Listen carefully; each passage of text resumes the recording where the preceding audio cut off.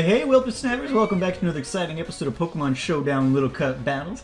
For this Tiny Tuesday, we are hanging out with the Priority Squirtle Squad, and we led off with Simba this time, which we don't typically do with this team, but I saw that Ghastly and I saw that Pumpkaboo, and I'm like, one of those guys is coming out, and so I went with Simba because I knew I had Dark Pulse on it, and I figured that would do us good, and it did for sure. So Pumpkaboo went down.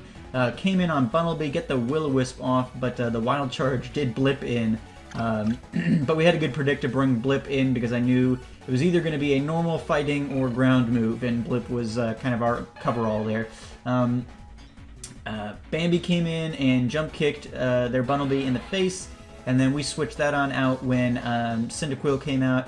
Tip Top then forced the Cyndaquil out, but we were able to come in and do some good work on the Tentacool, which, I mean, other people could have handled the Tentacool, but Tip Tip did good work for us. And then we come in and, as our last breath, use the Aqua Jet to take Ghastly down a good couple notches, just in case it had a sash on it or something. I wanted to make sure it was down.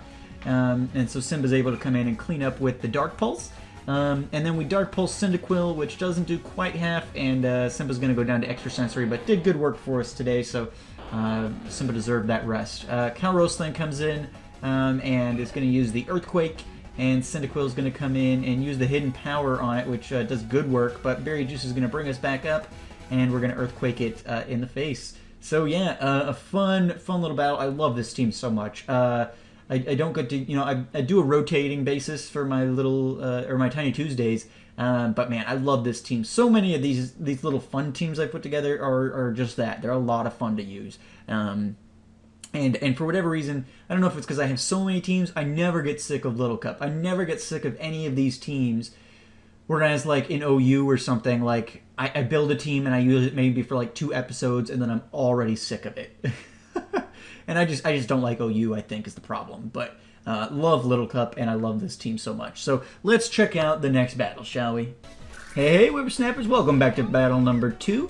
We lit out with Blip, and they lit off with Ferroseed here. I was thinking the Aipom would be coming first, but nope, they went with Ferroseed, which is another common lead, so that's fine. We get the Will-O-Wisp off, and then we're going to throw up the Hidden Power Ice here, thinking that might help, but it doesn't do a whole lot. And the guy is kind of piling up the hazards here, so I try my darndest to get something going with Blip, but it's just not working out. So at this point, I'm going to switch Blip out once it heals up to full health, that is, and we're going to bring Tip Top in, and they're going to continue to throw down the spikes. We're going to get the Rapid Spin off here right away just to make sure that that goes down, and Tip Top's going to take some real damage for that, but and then they're going to land or throw the Leech Seed up here, but we're going to get Tip Top right on back out. We're not going to stick in around that. So Simba's going to come in. They're going to get the Stealth Rocks back up, but Simba's going to get the Flamethrower and take Ferroseed off the field. So, whew! It took way too much effort to get rid of that guy and all the damage he did. But that's fine. Blip comes in. Is going to take a Waterfall from the Dratini. We're going to land a Shadow Ball, which does some pretty good damage, but the Dratini is going to get a Berry Juice up and then Outrage Blip into Oblivion. Bambi's gonna get the return up, and Dratini's almost gonna die. Tip Top's able to come back in and fake out the Dratini, taking it out. So that does pretty good for us.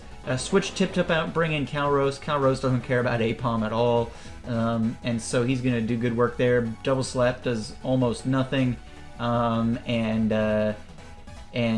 continues to do almost nothing. There we go. We get the Stealth Rocks up. And then they're going to switch out into Solosis, who's going to take no mind to the Stealth Rocks. And we're going to be able to get a couple of Earthquakes off and kill the Solosis. So that works out very nicely. They're going to fake out again, which is going to activate our Berry Juice.